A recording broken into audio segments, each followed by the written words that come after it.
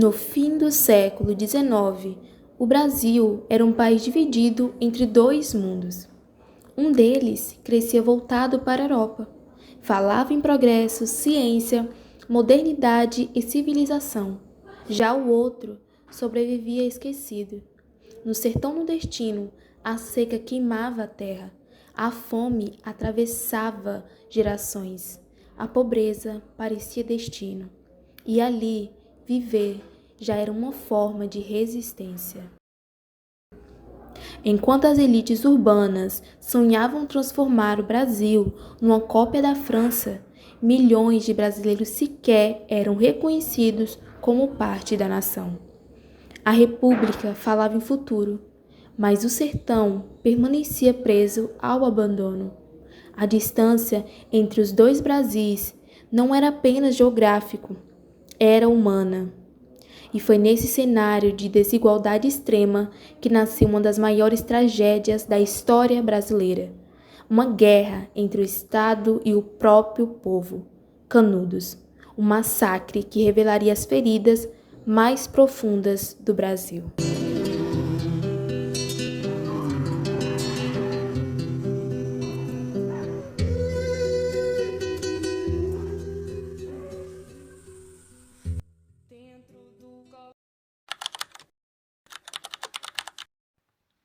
Em 1888, a escravidão chegou oficialmente ao fim.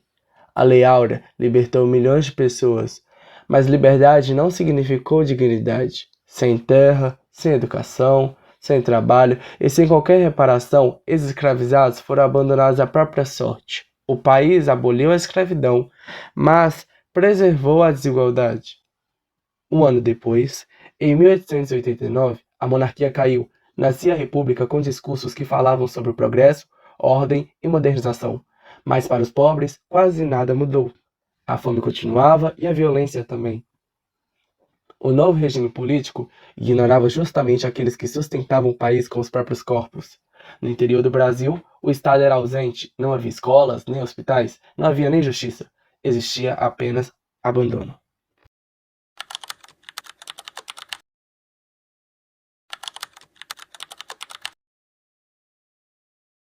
Euclides Rodrigues Pimenta da Cunha nasceu em 1866, no Rio de Janeiro. Desde cedo, ele mostrou fascínio pelos livros, pela ciência e pela compreensão do mundo. Na escola militar, Euclides entrou em contato com ideias republicanas e positivistas. Ele acreditava no progresso científico, na racionalidade e na força da civilização. Assim como muitos intelectuais da época, Euclides viu o sertão como símbolo do atraso nacional. Porém, ele ainda não conhecia o povo que mudaria sua vida. Jornalista, engenheiro e escritor, Euclides da Cunha buscava entender o Brasil através da ciência e da política, mas descobriria que o país não cabia nas teorias aprendidas nos livros. No início do século XX, a literatura brasileira começava a abandonar os heróis idealizados e os cenários românticos. Os escritores passaram a olhar para o Brasil real, marcado pela miséria, racismo e violência social. A literatura tornou-se denúncia. Os livros começaram a expor aquilo que a elite preferia esconder: o preconceito, a desigualdade, o abandono. E entre esses autores estavam Lima Barreto, Monteiro Lobato e Euclides da Cunha. Cada um, à sua maneira, tentou revelar um Brasil invisível. O sertão nordestino era uma terra marcada pelos extremos. A seca destruía plantações, a água desaparecia, a fome avançava lentamente, mas o sertanejo continuava resistindo. Muitos caminhavam quilômetros em busca de alimento, crianças morriam cedo, famílias inteiras sobreviviam apenas com esperança e fé. A pobreza não era acidente, era consequência de décadas de abandono político. No sertão, o governo era uma ideia distante. A única presença constante era da seca e, muitas vezes, da violência.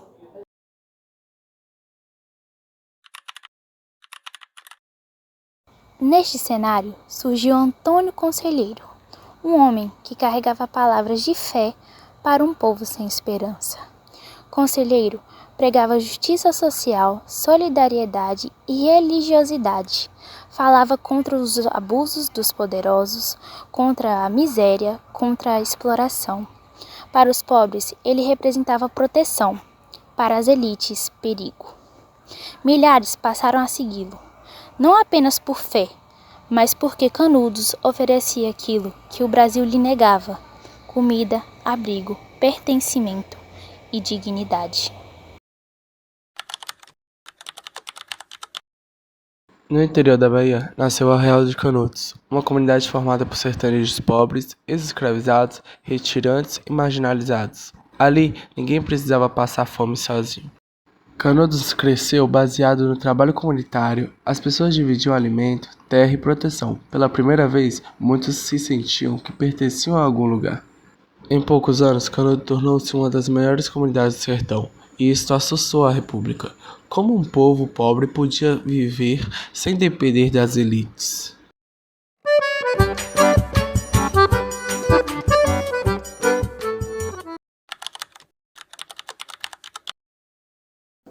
A imprensa transformou Canudos em ameaça nacional. Os jornais chamavam os moradores de fanáticos, bárbaros e inimigos da República.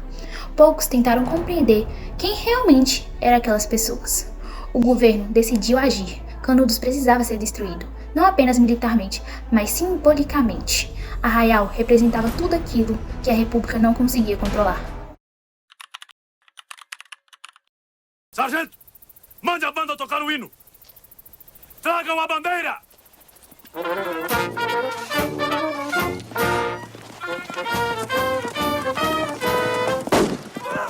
A Guerra de Canudos.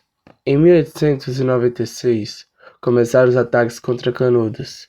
O governo acreditava que destruir Arraial seria rápido. Estavam errados. Mesmo com armas precárias, os sertanejos conheciam o território. Lutavam por sobrevivência, por fé, por suas famílias. Cada batalha tornava a guerra mais brutal. As primeiras expedições fracassaram. O exército brasileiro, treinado e armado, era derrotado por homens pobres e famintos. A República se sentiu humilhada. A resposta veio com violência extrema. Mais soldados, mais armas, mais ódio. Canudos tornou-se alvo de uma guerra de extermínio. Homens foram executados, mulheres assassinadas, crianças morreram entre os escombros.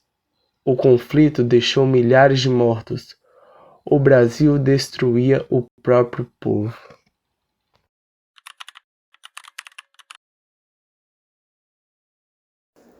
Em 1897, Euclides da Cunha chegou ao sertão como jornalista. Acreditava que acompanharia o combate contra fanáticos perigosos, mas encontrou outra realidade. Ao ver a miséria dos sertanejos, Euclides percebeu que Canudos não era apenas uma rebelião, era a consequência do abandono histórico do Brasil profundo. A guerra destruiu suas certezas. O intelectual que chegou ao sertão defendendo a República saiu marcado pela brutalidade que testemunhou. Os últimos dias. Em outubro de 1897, após meses de combate, Canudos caiu. O arraial foi destruído completamente. Antônio Conselheiro morreu pouco antes da derrota final, doente e enfraquecido, mas sua figura permaneceria viva na memória popular. Depois da guerra, restaram corpos espalhados, casas destruídas e um silêncio impossível de esquecer. Canudos havia desaparecido, mas suas marcas jamais desaparecerão na história brasileira. 5 anos depois, Euclides publicou Os Sertões. A obra mudaria para sempre a literatura brasileira. O livro foi dividido em 3 partes: a terra, o homem e a luta. Mais do que uma narrativa histórica, era uma tentativa de explicar o Brasil. Ao escrever sobre Canudos, Euclides denunciou o abandono social, a violência do Estado e a distância entre o Brasil oficial e o Brasil real. Euclides também carregava as contradições de sua época. Ele foi influenciado por teorias raciais e deterministas do século XIX, acreditando que a ciência poderia explicar os destinos humanos. Mas Canudos abalou as suas convicções. Ao testemunhar a resistência sertaneja, ele passou a enxergar a força onde antes via atraso. O sertanejo é, antes de tudo, um forte. Esta frase se tornou símbolo da resistência de um povo historicamente esquecido. Após o sucesso de Os Sertões, Euclides tornou-se um dos intelectuais mais importantes do país. Em 1909, a sua vida terminou tragicamente. Morreu em um confronto armado motivado por conflitos familiares. Tinha apenas 43 anos. Mais de um século depois, a obra de Euclides continua sendo estudada, porque Canudos não fala apenas do passado, fala do Brasil. A desigualdade, a fome, a violência e o abandono denunciados por Euclides ainda fazem parte da realidade brasileira. Canudos terminou, mas suas causas permanecem vivas.